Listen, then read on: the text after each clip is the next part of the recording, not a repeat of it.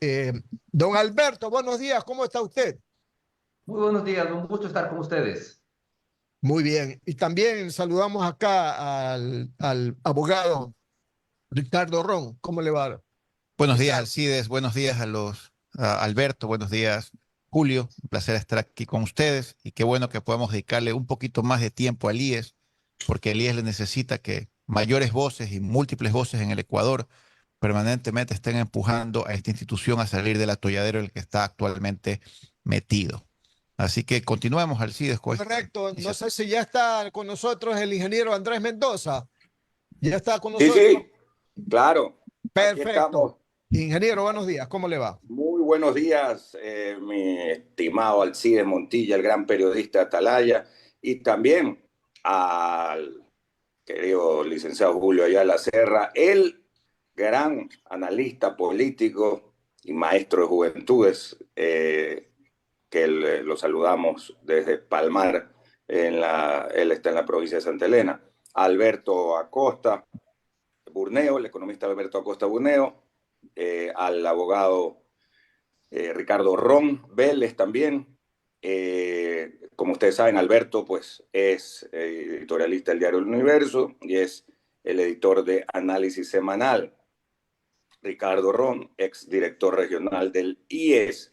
Y vamos a empezar entonces con la materia el día de hoy, que justamente tiene que ver con estas reformas que se están planteando y que pues luego de la Asamblea tendrán que pasar para el veto parcial del presidente de la República. Usted nos explicaba el otro día, Alcidito, que solo puede ser veto parcial, ¿verdad, Alcides? Sí, porque se trata de un tema de iniciativa popular, porque fue producto de la recolección de más de 50.000 firmas por parte de Henry Llanes, que fue el que finalmente presentó esta propuesta ante la Asamblea, motivo de la cual pues nos está convocando en este momento en este panel en Radio Atalaya. Correctísimo, y más adelante estará Henry Llanes también con nosotros. A propósito, empecemos entonces con las preguntas. Eh, con Alberto Acosta Burneo y justamente preguntarle, Alberto, tú has escrito y has hecho algunos análisis respecto a el tema del IES en los últimos días y ya desde antes, cuando hubo la comisión esta de que pues hizo unas propuestas, me parece que fue hace un año y medio que la presidía Augusto de la Torre. Pero ahora, con esta ley, ¿cómo la ves? Más allá de que a mí me parece que el problema de fondo sigue sin solucionarse, pero ¿cuál es tu análisis en lo económico, financiero, de si esto realmente va a ayudar al Instituto Ecuatoriano de Seguridad Social o no? A ver, muy buenos días, un gusto estar con ustedes.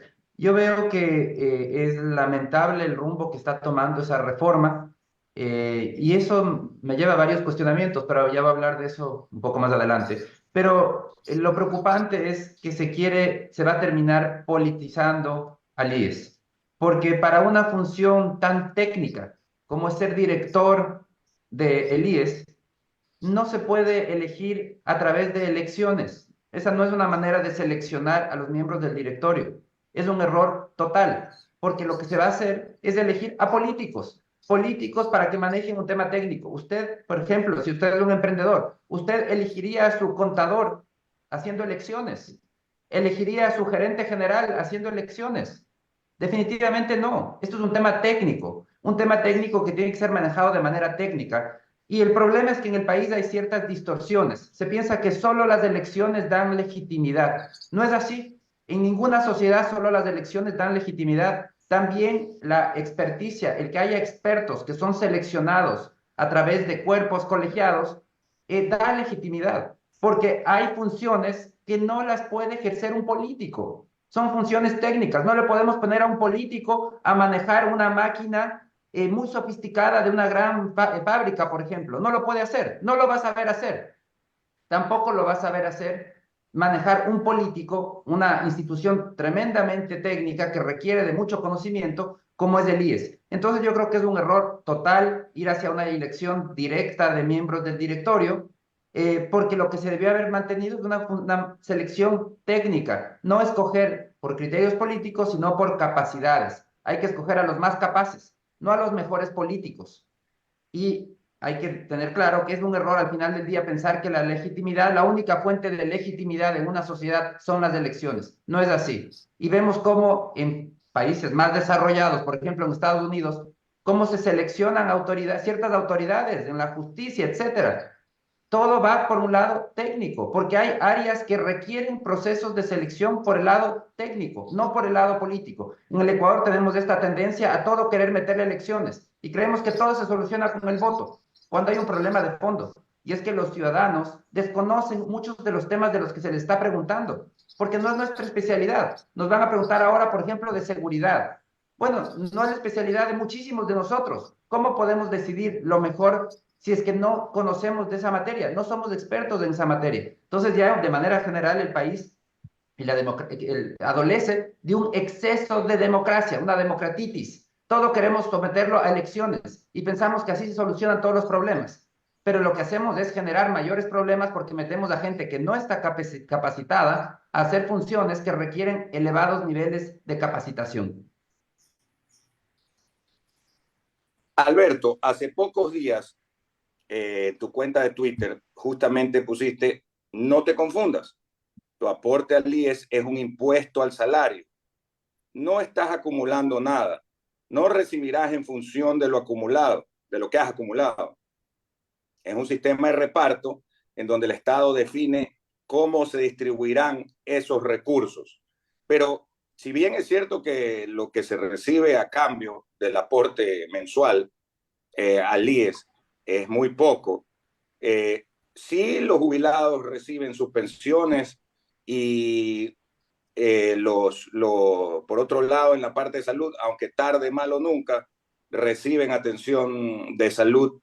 No todos, pero muchos de los afiliados y jubilados. Explícanos, por favor. Mira, lo que sucede es que hay una confusión y las personas piensan que están acumulando. Hay varias confusiones, varios mitos alrededor del IES. El primero, que piensan que acumulan dinero para su jubilación.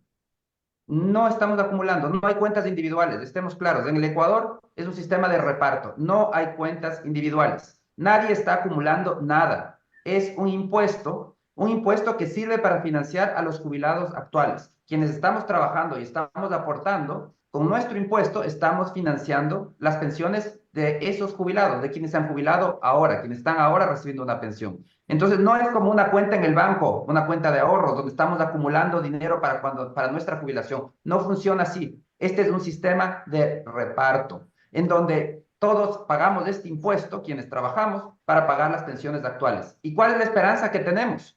Que cuando nosotros nos toque el turno de jubilarnos, los jóvenes de esa época aporten con ese impuesto para pagar nuestras pensiones. Entonces hay que estar muy claros, no hay que confundirse en qué tipo de esquema es. El otro confusión que existe es el decir, es que el IES es de todos los ecuatorianos, es nuestro, es de los ciudadanos. El IES no es una institución de los ciudadanos. El IES es una institución pública que se financia con recursos públicos. Al año, la Seguridad Social recibe del Estado más de 3.000 millones de dólares. Entonces, se complementa con el impuesto al salario que pagamos los ciudadanos. Es una institución estatal y así se lo consideran las cuentas nacionales en el Ecuador y en el mundo. Cuando uno analiza cuentas nacionales, uno ve distintos niveles del Estado y el Estado siempre forma parte, la seguridad social siempre forma parte del Estado, consume recursos del Estado, se financia por el Estado. Y lo que hacemos los ciudadanos es pagar un impuesto para aportar a la seguridad social. Entonces, cuando uno entiende cómo funciona y qué tipo de esquema tenemos, también es más fácil entender las soluciones que requiere. El IES necesita soluciones urgentes. El esquema, no solo el IES, el esquema de seguridad social.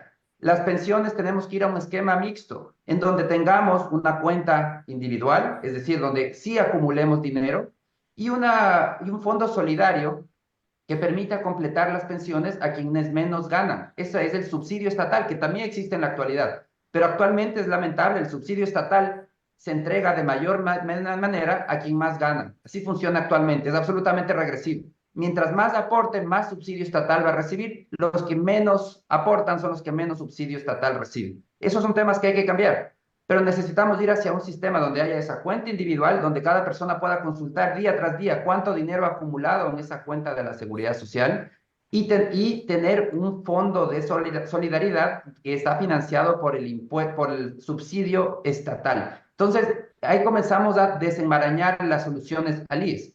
Por otro lado, hay que permitir también que los ciudadanos podamos escoger por qué tenemos que para nuestra jubilación, estoy hablando de servicios de jubilación específicamente, por qué tenemos que estar todos obligados a contratar con el IES. Hay que permitir que podamos contratar con quien nos dé la gana. Esto no significa privatizar nada, no significa cerrar nada, no significa obligarle a nadie a hacer nada. Significa permitir que cada uno haga lo que le parece.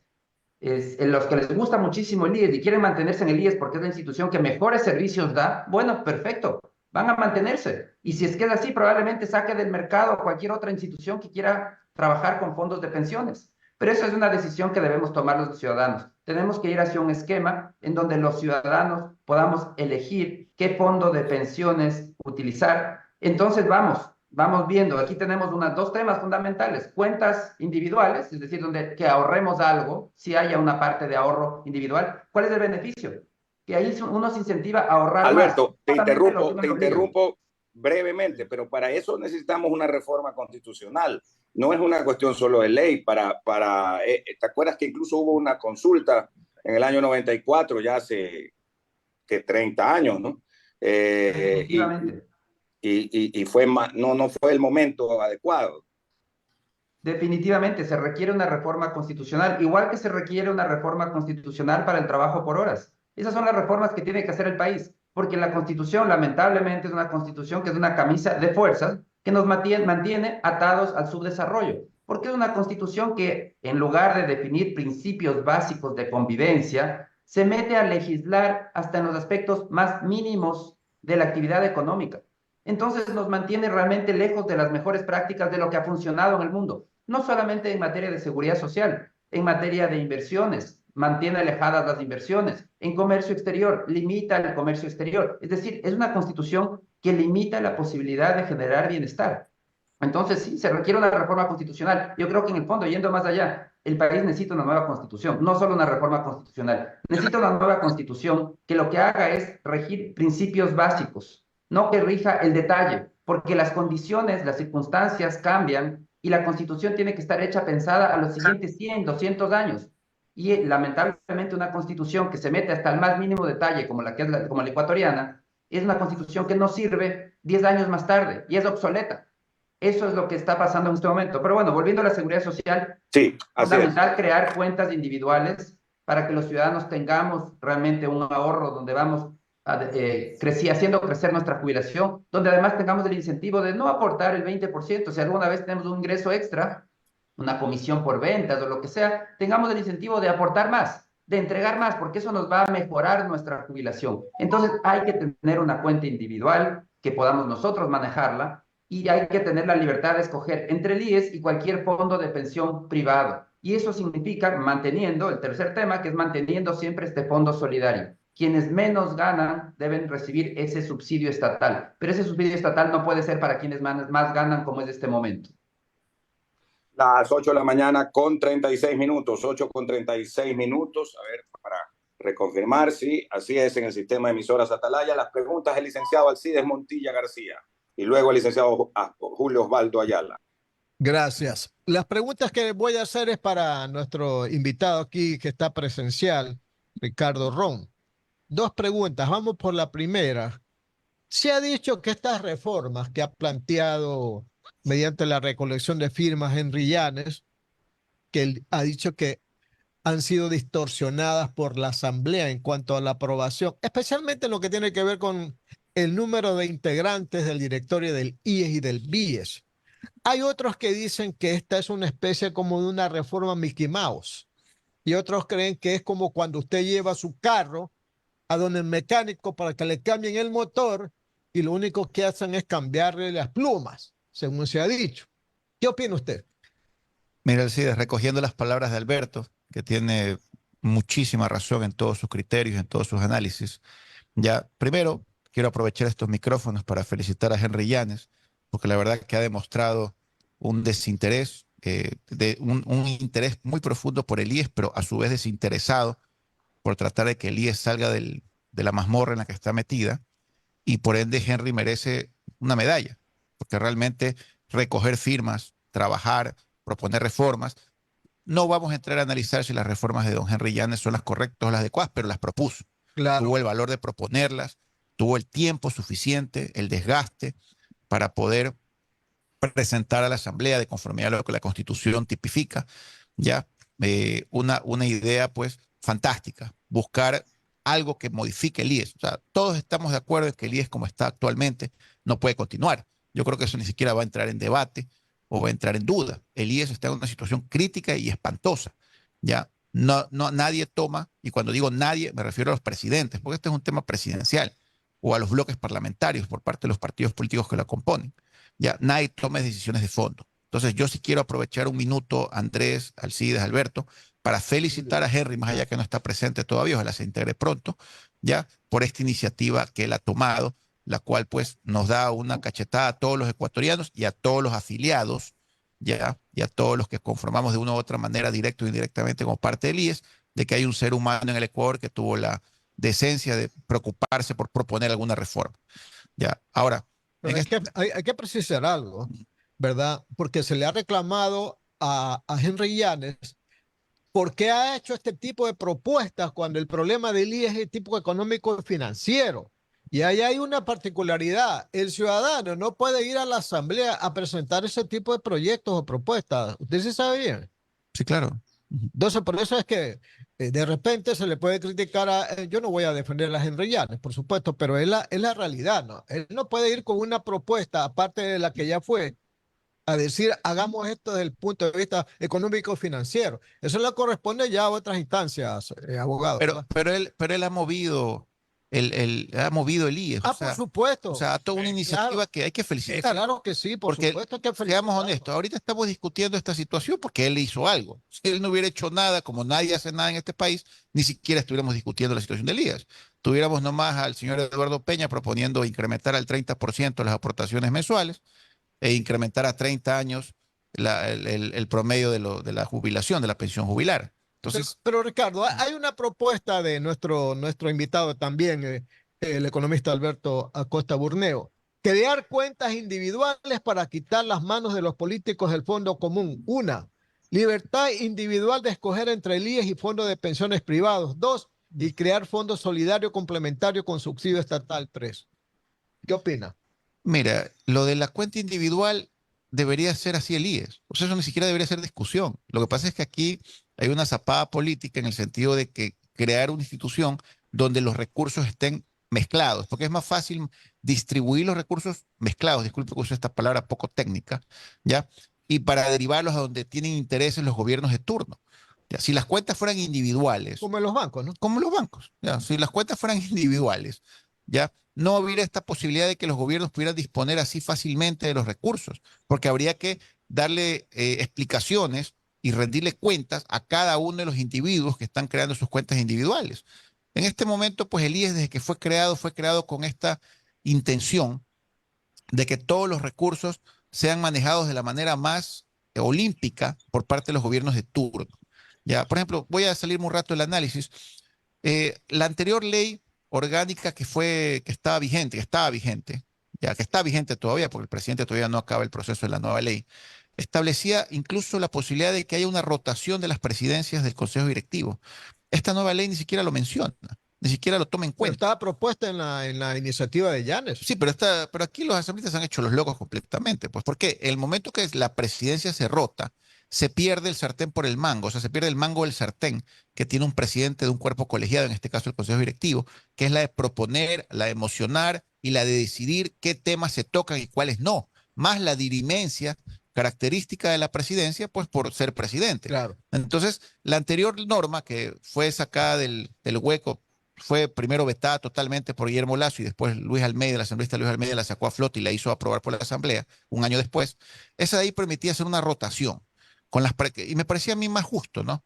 Ahora, volviendo al caso de que mencionaba Alberto, estoy totalmente de acuerdo en que los que tienen que conformar el consejo directivo del IES o el directorio del IES tienen que ser personas con amplia experiencia y técnica. Ya, si nos vamos al extremo actual, yo le puedo decir que actualmente, pues, la ingeniera Rodríguez, que es vocal de los empleadores, es amiga de 3 presidentes de 3 fedecámaras. Me parece pobrísimo también que eso sea un resultado de lo que está vigente.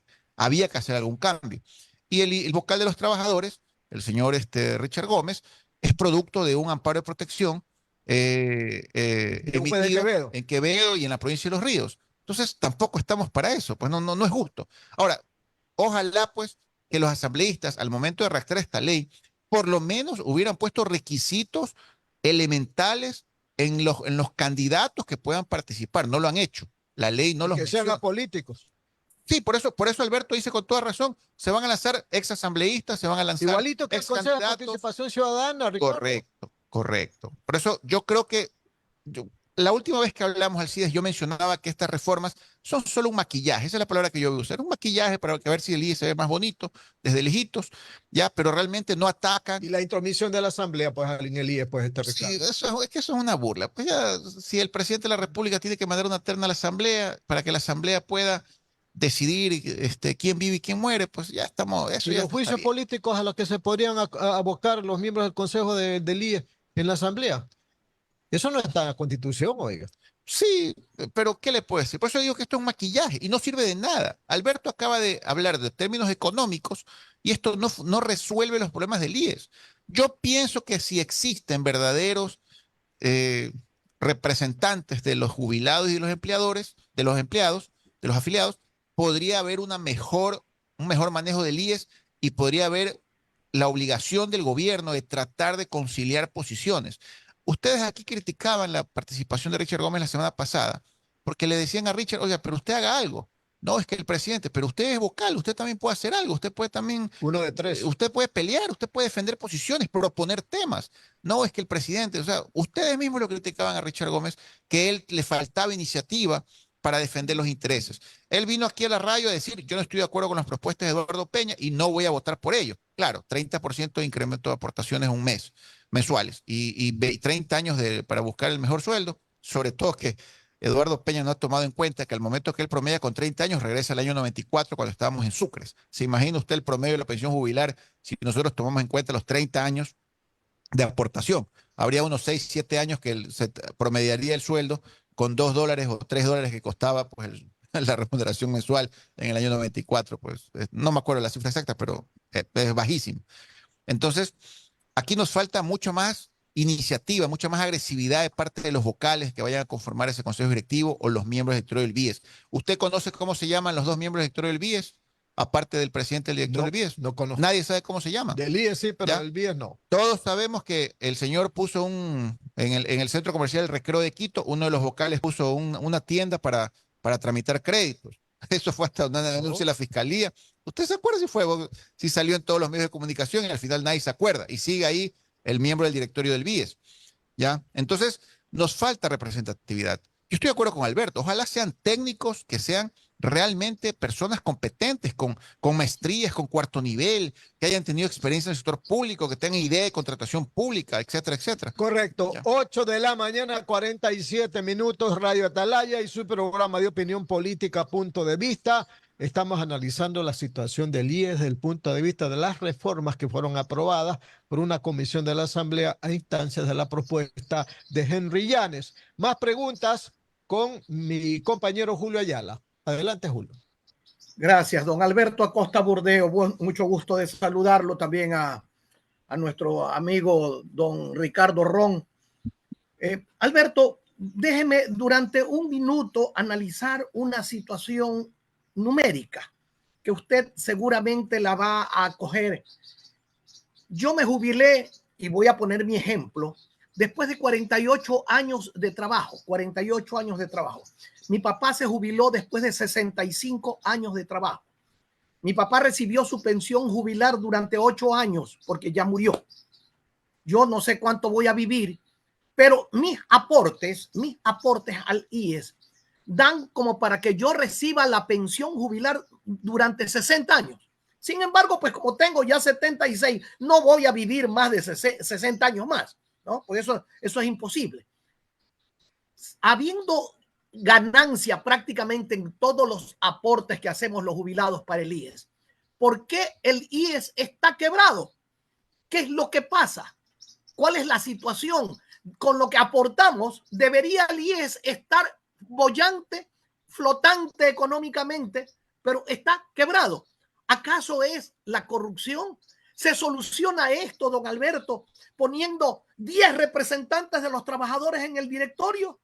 Esa es la pregunta que yo me hago. ¿Se soluciona esto dándole la oportunidad al Congreso Nacional a que también le meta la mano, ya no solo el Ejecutivo, los empresarios, los sindicatos, ahora también el Congreso le va a meter la mano a ese pobre IES? ¿Se soluciona esto con esta situación de esta nueva ley, Alberto? Bueno, lo que sucede es que existe un desbalance dentro de las cuentas del IES. Existen más egresos que ingresos.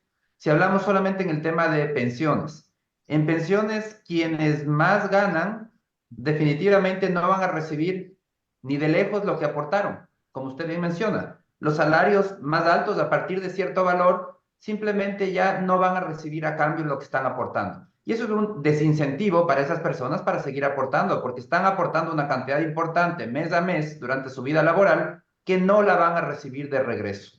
En cambio, sucede lo inverso con quienes menos ganan, los que hay un valor de corte por debajo de ese valor, en cambio, comienzan a activarse los subsidios. Entonces, la aportación va a ser inferior a lo que reciban como jubilación.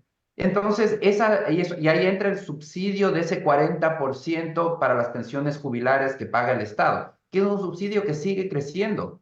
Estamos hablando que es de alrededor de 2.000 millones de dólares con el IES, que se paga anualmente en ese subsidio y que año tras año crece. Pero aquí sucede algo perverso, algo grave, y es que el IES cada día consume más recursos del subsidio estatal, dinero que debió haberse usado, que pudo haberse usado para otras actividades. ¿Y por qué digo que es perverso? Porque al final del día estemos muy claros. Quienes podemos hacer uso del IES somos un grupo de privilegiados. Este es un club exclusivo. Somos pocos, muy pocos ecuatorianos podemos hacer acceso al IES. La mayoría de trabajadores en el Ecuador están en la informalidad. Solo veamos las cifras de empleo actual. Estamos hablando que el empleo adecuado no llega al 40%, es decir, 60 de cada 100 ecuatorianos no están en el empleo adecuado. Todas esas personas, todo el grueso de trabajadores en el país no van a tener una jubilación, a pesar de que han trabajado toda su vida, no van a tener acceso a la salud, a los servicios de salud del IES tampoco.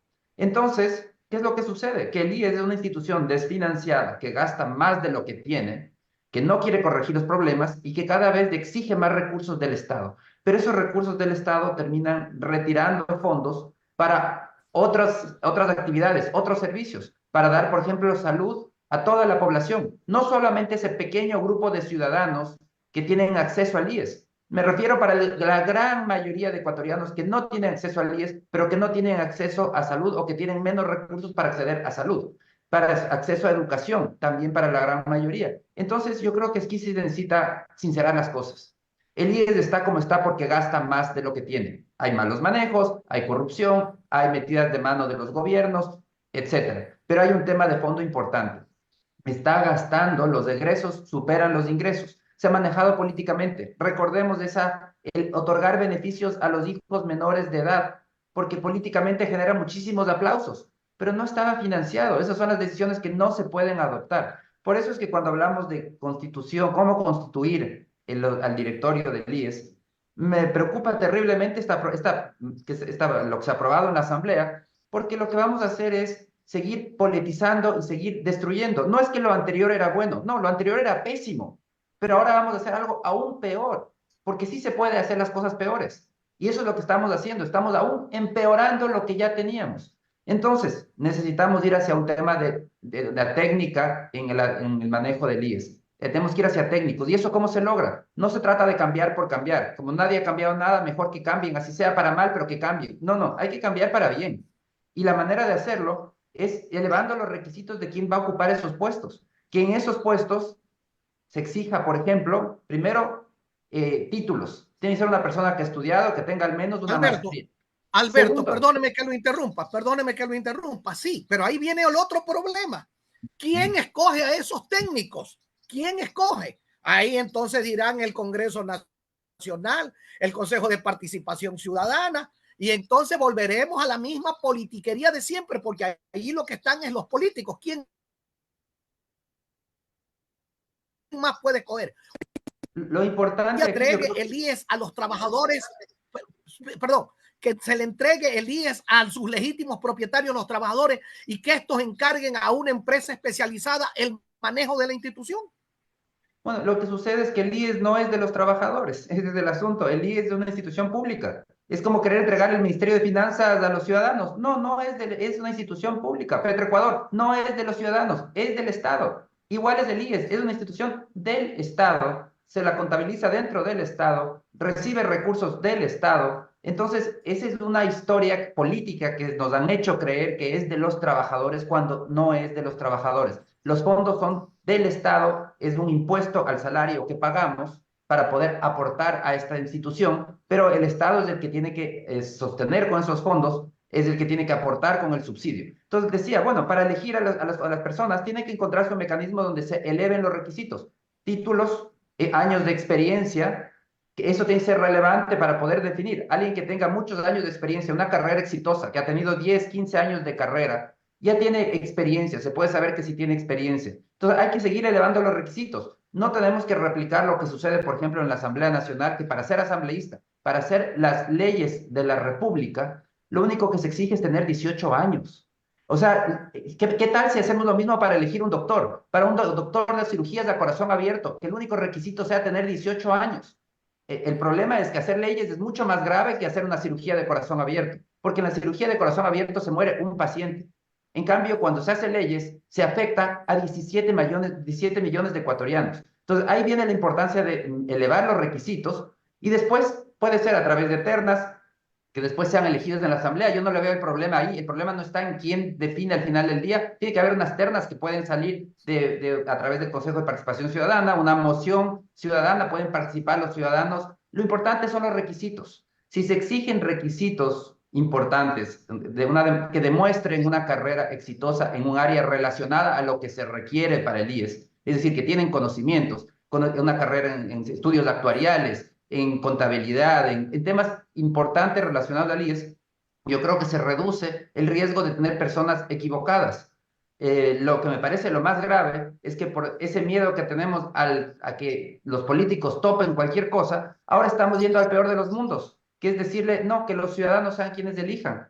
Eso es simplemente pedirle a alguien, a un ciudadano que no es especialista en el tema, que tome una decisión netamente técnica. Es como pedirle a un ciudadano que nos resuelva un problema de física cuántica cuando ni siquiera tiene conocimientos profundos de álgebra. Simplemente es absurdo. Los ciudadanos no podemos decidir, no es nuestra especialidad. Cada persona tiene que decidir en lo que sabe, pero los temas técnicos tienen que ir a otro nivel a través de una comisión, concursos, veedurías ciudadanas donde vean que se cumplen los requisitos, pero garantizar que lo importante sean los requisitos que vamos a exigir a esas personas. Gracias, Alcides. Por favor, continúe con el diálogo. El ingeniero Mendoza continúa, por favor. Sí, antes de ir con Alcidito, Julio y Alcides, vamos a hacer una breve pausa comercial. Además, Alberto, entiendo que tiene cosas que hacer. Y le agradecemos. Nosotros vamos a continuar. Ya en unos momentos estará con nosotros también el licenciado Henry Llanes. Alberto, que tengas un muy buen día y vamos a seguir en este debate abierto y esta discusión antes de que ya pase el segundo filtro de la Asamblea y luego con el presidente, que es pues el colegislador, a ver qué decide en los vetos parciales que ponga al respecto, Alberto. Muchísimas gracias. Siempre es un gusto. Igualmente un saludo en casa y a todos en Análisis Semanal. Nos vamos a ir a la pausa comercial